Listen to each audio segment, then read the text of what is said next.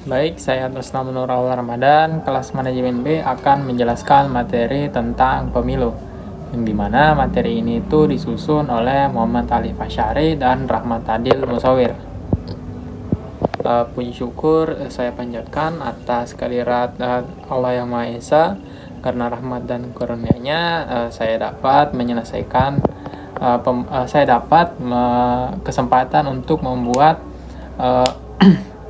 pembuatan video ini mengenai pembahasan tentang pemilu. Nah, pemilu merupakan salah satu pilar utama dalam sistem demokrasi yang memungkinkan seluruh warga negara untuk berpartisipasi langsung dalam menentukan pemimpin dan kebijakan negara. Melalui proses ini akan tercipta pemerintahan yang sah, transparan, dan bertanggung jawab kepada rakyat. Nah, penulisan jadi tujuan pembuatan video ini itu untuk memberikan gambaran menyeluruh tentang pentingnya pemilu dalam menjaga kedaulatan rakyat, memperkuat demokrasi, serta mewujudkan tata kelola pemerintahan. Saya berharap hasil pembuatan video ini dapat menjadi bahan referensi sekaligus media edukasi untuk bagi penonton video ini untuk lebih memahami proses dan makna strategis pemilu bagi pembangunan nasional. Nah, masuk ke pendahuluannya itu mulai dari latar belakang pemilu atau pemilihan umum. Nah, pemilu merupakan salah satu mekanisme fundamental dalam kehidupan berbangsa dan bernegara yang berfungsi sebagai sarana bagi rakyat untuk memilih pemimpin dan wakil-wakilnya secara langsung, bebas dan rahasia. Nah, sebagai landasan dari sistem demokrasi, pemilu ini memiliki peran strategis dalam memastikan terciptanya pemerintah yang sah, transparan, dan akuntabel. Nah, proses pemilu ini menjamin bahwa kekuasaan pemerintah benar-benar berasal dari kehendak rakyat, sehingga dapat menjaga kedaulatan serta keutuhan bangsa. Seiring dengan perkembangan dinamika sosial, politik, dan teknologi, penyelenggaraan pemilu menghadapi berbagai tantangan, baik dari segi pelaksanaan, partisipasi dari pemilihan itu, maupun hasil integritas hasil pemilihan. Oleh karena itu, perlunya sistem penyelenggaraan pemilu yang lebih efektif, efisien, dan berkeadilan menjadi hal yang sangat penting untuk menjaga kepercayaan publik serta menguatkan sistem demokrasi. Selain itu, pemilu juga berfungsi sebagai momentum pendidikan politik bagi masyarakat, meningkatkan kesadaran dan partisipasi dalam kehidupan demokrasi, sekaligus menjadi alat untuk mewujudkan aspirasi rakyat. Sebagai konsekuensi logis, keberhasilan pemilu ini sangat menentukan kualitas pemerintahan dan pembangunan. Kualitas pemerintahan dan pembangunan nasional secara keseluruhan atau menyeluruh. Dengan memahami peran strategis pemilu tersebut, penyelenggaraan yang profesional, transparan, dan berintegritas ini harus diutamakan. Hal ini menjadi dasar serta motivasi untuk harus melakukan pembaruan dan penyempurnaan dalam sistem pemilu. Nah, ini agar pemilu ini agar dapat menjawab kebutuhan dan tantangan zaman demi terciptanya demokrasi yang sehat dan berkelanjutan di Indonesia.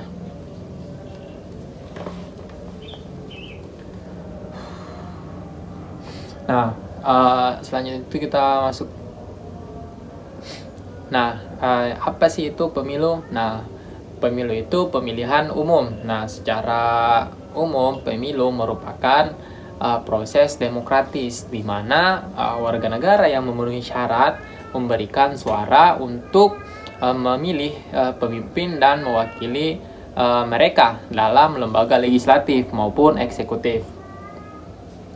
Pemilu ini merupakan sarana bagi rakyat untuk mengekspresikan kehendak politik mereka dan berpartisipasi dalam pengambilan keputusan yang berkaitan dengan pemerintahan dan kebijakan publik. Nah, pemilu ini dilaksanakan secara periodik dan diatur oleh undang-undang dan memastikan bahwa prosesnya itu berlangsung secara adil, transparan, dan akuntabel. Dalam konteks Indonesia, pemilu ini mencakup pemilihan presiden, anggota legislatif, serta pemilihan kepala daerah. Nah, melalui pemilu ini diharapkan tercipta pemerintahan yang legitim dan responsif terhadap aspirasi masyarakat, serta memperkuat prinsip-prinsip demokrasi dan kedaulatan rakyat. Nah, sejarah pemilu di Indonesia. Sejarah pemilu di Indonesia itu dimulai setelah proklamasi kemerdekaan pada tahun 1945 dengan pemilu pertama yang diadakan pada tahun 1955. Nah, sejak saat itu Indonesia telah melaksanakan berbagai pemilu untuk memilih anggota legislatif dan pemimpin daerah. Nah, itu mencerminkan perkembangan demokrasi di negara ini. Yang pertama itu periode awal pemilu pada tahun 1945 sampai 1955. Nah, rencana pemilu pertama diumumkan pada 5 Oktober 1944. Yang kedua itu pemilu 1955 merupakan pemilu pertama yang diadakan secara nasional di Indonesia. Terdapat dua jenis pemilihan. Yang pertama itu pemilihan anggota DPR dan pemilihan anggota konstitusi. Nah, yang ketiga itu masuk ke era Orde Baru pada tahun 1971 sampai 1997. Nah, Soeharto menjadi presiden presiden pada tahun 1967 dan memimpin selama 32 tahun. Selama periode ini 6 kali pemilu diadakan dengan Golkar sebagai partai dominan. Nah, keempat itu reformasi dan pemilu pasca Soeharto tahun 99 sampai sekarang. Nah, tujuan dari penyelenggaraan pemilihan umum ini itu yang pertama itu mewujudkan kedaulatan rakyat. Nah, pemilu bertujuan untuk memberikan kesempatan kepada rakyat untuk memilih wakil-wakil mereka dalam pemerintahan sehingga kedaulatan rakyat itu dapat terwujud. Selanjutnya itu memilih pemimpin dan wakil rakyat. Nah, pemilu ini digunakan untuk memilih pemimpin seperti presiden dan wapres serta anggota legislatif di tingkat nasional dan daerah. Nah, ini memastikan bahwa pemimpin yang terpilih adalah representasi dari suara rakyat. Nah, selanjutnya itu mendorong partisipasi politik. Pemilu ini memberikan kesempatan bagi masyarakat untuk terlibat dalam proses politik, baik sebagai pemilih maupun sebagai calon legislatif. Ini mendorong kesadaran politik dan partisipasi aktif dalam pemerintahan. Selanjutnya itu menjaga akuntabilitas dari pemerintahan. Nah, dengan adanya pemilu ini, pemerintah diharapkan dapat lebih akuntabel kepada rakyat. Pemimpin yang terpilih harus mempertanggungjawabkan kinerjanya kepada pemilih atau kepada kita. Nah, selanjutnya itu mewujudkan sistem demokrasi. Pemilu merupakan salah satu pilar utama dalam sistem demokrasi. Melalui pemilu ini, prinsip-prinsip demokrasi seperti kebebasan, keadilan, dan persamaan hak dapat diterapkan. Selanjutnya itu mendorong persaingan sehat. Nah, pemilu ini menciptakan ruang bagi berbagai partai politik untuk bersaing secara sehat dalam menawarkan visi dan misi serta program kepada masyarakat. Selanjutnya itu menjaga stabilitas politik. Dengan adanya pemilu yang teratur diharapkan dapat mengurangi potensi konflik politik dan menciptakan stabilisasi dalam pemerintahan. Selanjutnya itu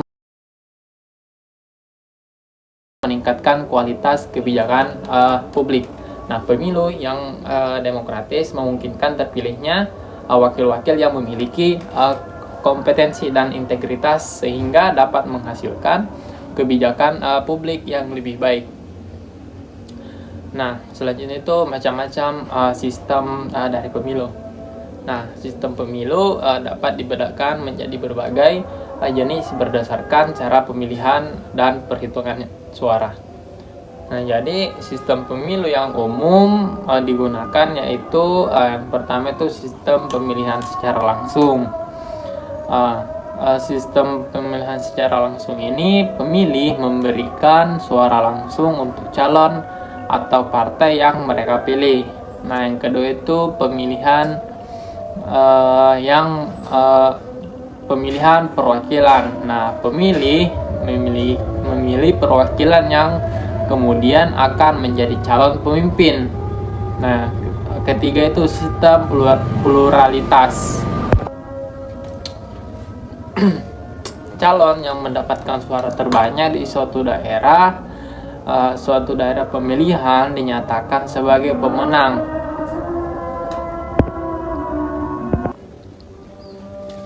Selanjutnya itu sistem mayoritas. Calon harus mendapatkan lebih dari 50% suara untuk bisa menang.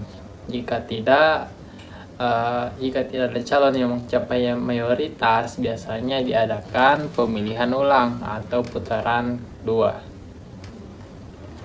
Selanjutnya itu sistem proporsional. Nah, kursi diadakan di badan legislatif dibagikan berdasarkan presentasi suara yang diperoleh oleh masing-masing partai. Sistem campuran. Nah, sistem ini itu menggabungkan elemen dari sistem mayoritas dan proporsional.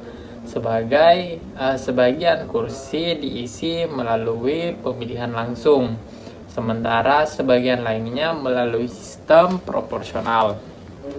Selanjutnya itu sistem single transferable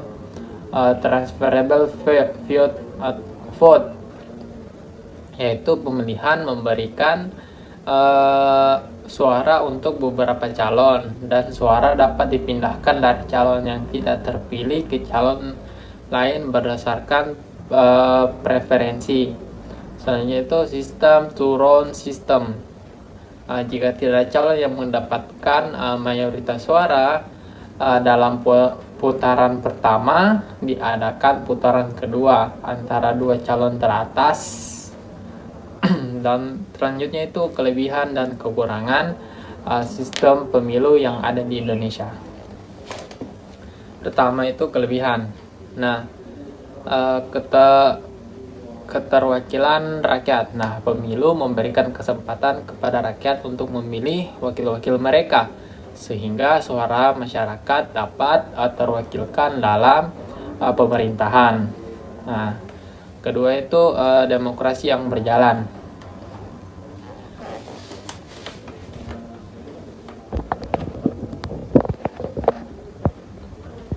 Pemilu secara rutin diadakan setiap 5 tahun yang menunjukkan komitmen Indonesia terhadap prinsip-prinsip demokrasi. Yang kedua itu partisipasi politik. Nah, pemilu mendorong partisipasi masyarakat dalam proses politik, baik sebagai pemilih maupun sebagai calon legislatif, yang meningkatkan kesadaran politik. Yang ketiga itu akuntabilitas. Pemimpin yang terpilih melalui pemilu harus mempertanggungjawabkan kinerjanya kepada rakyat sehingga mendorong transparansi dan akuntabilitas. Keempat itu persaingan sehat. Nah,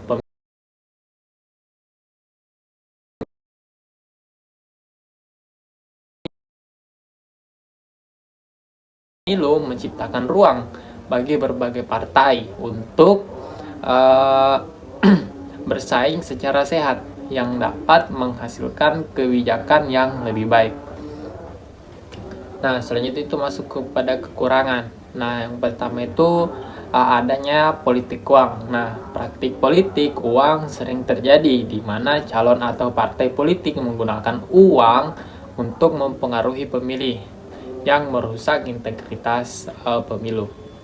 Dan kedua itu kualitas calon. Nah, tidak semua calon legislatif memiliki kompetensi dan integritas yang baik sehingga dapat mengakibatkan pemimpin yang kurang berkualitas.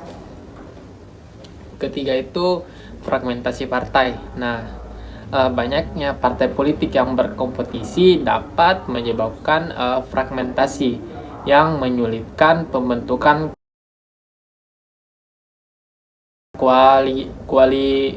koalisi yang stabil di pemerintahan. Nah, keempat itu kampanye negatif. Nah, dalam persaingan politik seringkali muncul kampanye yang negatif yang dapat merusak reputasi calon dan menciptakan polarisasi di masyarakat. Nah, yang kelima itu tingkat partisipasi yang rendah. Meskipun pemilu diadakan secara rutin,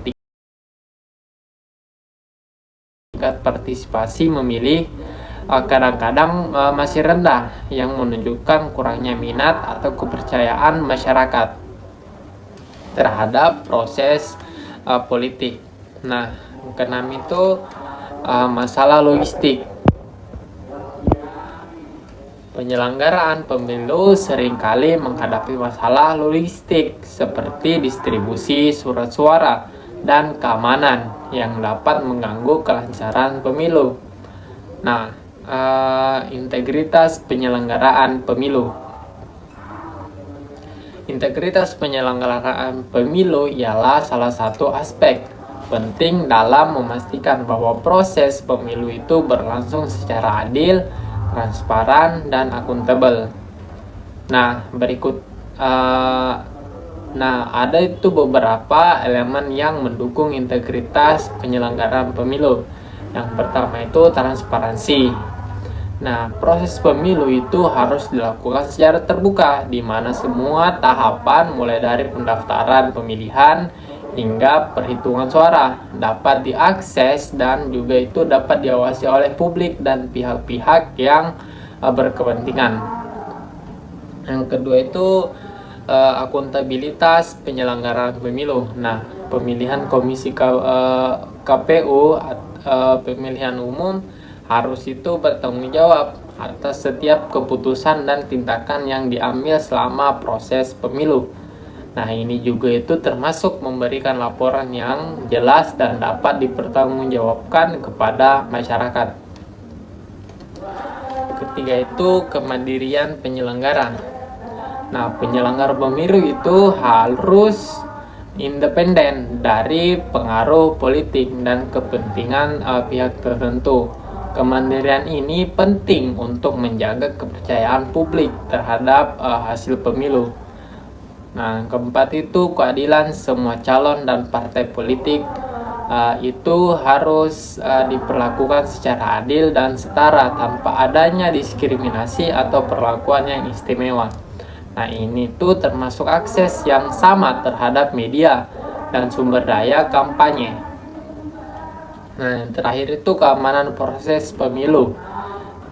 Keamanan ini harus dilindungi dari ancaman dan intimidasi baik dari terhadap pemilih maupun penyelenggara. Keamanan yang baik membantu menciptakan lingkungan yang kondusif untuk pemilu yang bebas dan adil.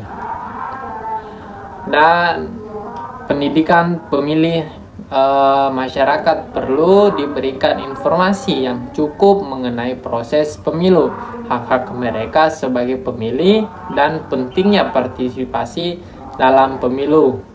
Pendidikan pemilih yang baik dapat meningkatkan kualitas pemilu. Yang ketujuh itu pengawasan oleh lembaga independen, organisasi masyarakat sipil, dan pemantauan internasional itu dapat membantu memastikan bahwa proses pemilu berjalan dengan baik dan sesuai dengan standar yang ditetapkan.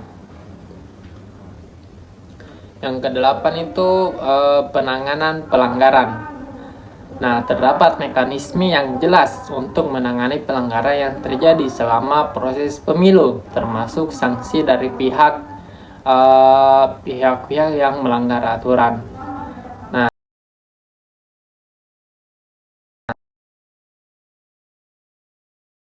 selanjutnya itu tingkat partisipasi masyarakat dalam pemilu.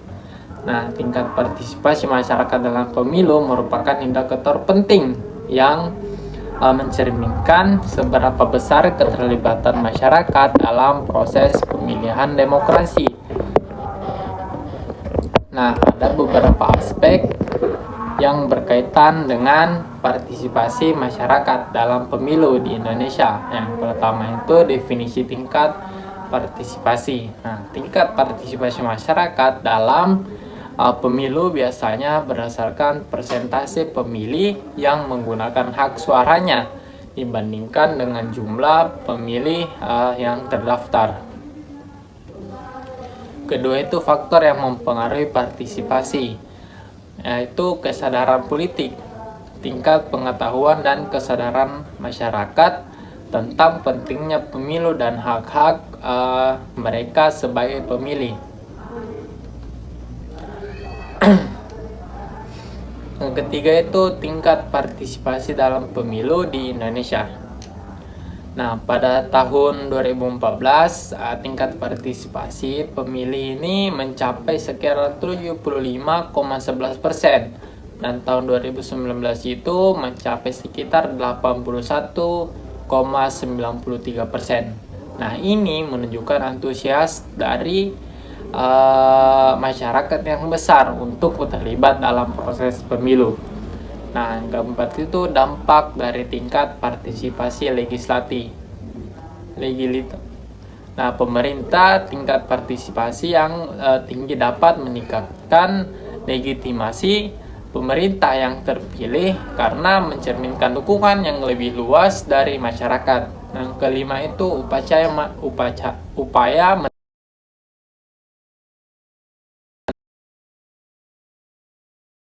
meningkatkan partisipasi edukasi pemilih. Nah, ini meningkatkan kesadaran pengetahuan masyarakat tentang pentingnya pemilu melalui kampanye pendidikan pemilih. Nah, yang terakhir itu kita mencapai ke yang mana kesimpulan. Nah, pemilihan umum atau pemilu di Indonesia itu merupakan fondasi utama dalam menjalankan sistem demokrasi yang memberikan kedaulatan kepada rakyat untuk memilih wakil-wakilnya. Nah, sejarah pemilu Indonesia telah mengalami berbagai perubahan dan tantangan sejak pemilu pertama pada tahun 1955 hingga penyelenggaraan pemilu modern pada saat ini. Nah, sistem pemilu yang dianut berperan penting dalam menciptakan keterwakilan yang adil, akuntabilitas pemerintah, dan partisipasi politik masyarakat. Meskipun pemilu di Indonesia menghadapi beberapa kendala seperti praktik politik uang, kualitas calon yang bervariasi, dan fragmentasi partai politik yang cukup tinggi, serta tingkat partisipasi masyarakat yang cenderung meningkat menunjukkan antusiasme masyarakat dalam demokrasi, namun masih perlu terus didorong agar lebih luas dan merata. Integritas penyelenggaraan pemilu menjadi hal krusial untuk memastikan proses yang adil, transparan, dan dapat dipercaya. Nah, itu tadi pembahasan yang telah saya bawakan tentang pemilu. Semoga dapat dimengerti. Saya tutup dengan mengucapkan Assalamualaikum warahmatullahi wabarakatuh.